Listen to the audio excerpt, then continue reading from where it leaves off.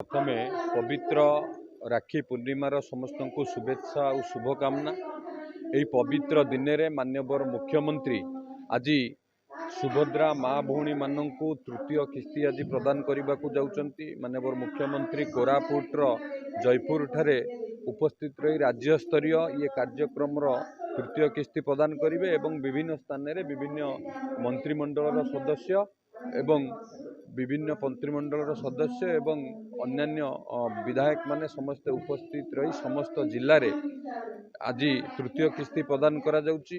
आपण माने समस्त जानिथिबे स्वाधीनता परे आमे जदि देखिबा सबुठु बड़ योजना जो ये सुभद्रा योजना ओडिशा रे जो 1 कोटी रु ऊर्ध्व हिताधिकारी जोड़ी होती माँ माने जोड़ी होती एवं आज यही अवसर रे आज तृतीय किस्ती प्रदान करा जाउची। महिला मानक आर्थिक सशक्तिकरण करने महिला मानक स्वावलंबी करने भितर उद्योगिता को विकास करने ये योजना निश्चित भाव में सहायक होउची। एवं आपण देखिबे एटी सुभद्रार आम जगतसिंहपुर जिले में जो माँ भौणी मैंने अच्छा से माने एक्सपीरियंस शेयर कले किए कुकुड़ा फार्म करके निज पिला पाठ पढ़ाऊँ 95% भल मार्क रखिंट किए ग्रोसरी दुकान करिछि किए टेलरिंग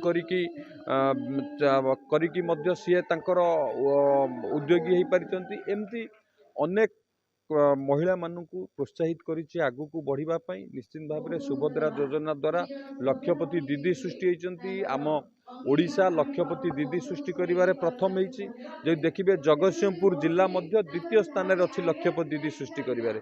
तो निश्चित भाव में सुभद्रा योजना माँ मानू आगो को बढ़िबारे सहायक होगा सहित तांको भितर उद्योगिता विकास करने को मध्य ये सुभद्रा योजना सहायक होउछि। आपण शुणुथिले कुजंगरू जगतसिंहपुर एरसमारू भौणी माने तांकर निजर जो 10,000 पाइचंदी दुईटी किस्ती रे ताको को भाव में विनियोग करचंदी कौन तादर उपकारिता पाइचंदी आपण जानिचंदी।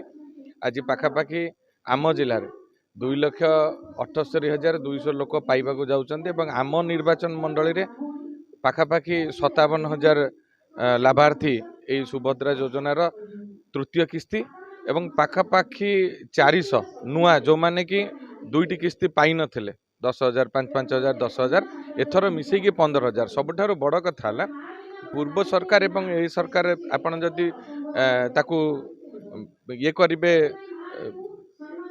तर्जमा करेंगे ताले आपण देखिए जे गोटे स्कीम आरंभ हेले जेतिक हो जाए ताकू फिक्स कर दियंती किंतु प्रति मुहूर्त आपणकर आम समस्तंकर प्रिय उपमुख्यमंत्री महोदया जे कहिचंदी जे जो माने रही जाइचंदी कोनोसी कारणवशत कोनोसी भूल त्रुटि पाई तांकर व्यक्तिगत हो बा सरकारी स्तर रे कंटिन्यूअस प्रोसेस रे ता सुधार चली जोथि आज लक्ष लक्ष लोक नुआ भाव में तृतीय किस्ती पाइबा जाउचंदे।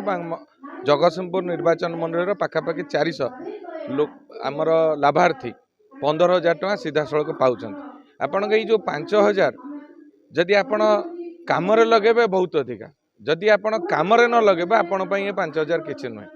तेणु महिला माने सशक्तिकरण हेबे निज गोड़े ठिया हेबे एवं अर्थनैतिक अभिवृद्धि हम महिला मानकर अर्थनैतिक अभिवृद्धि हेले समाजर अर्थनैतिक अभिवृद्धि हम देशर अर्थनैतिक अभिवृद्धि।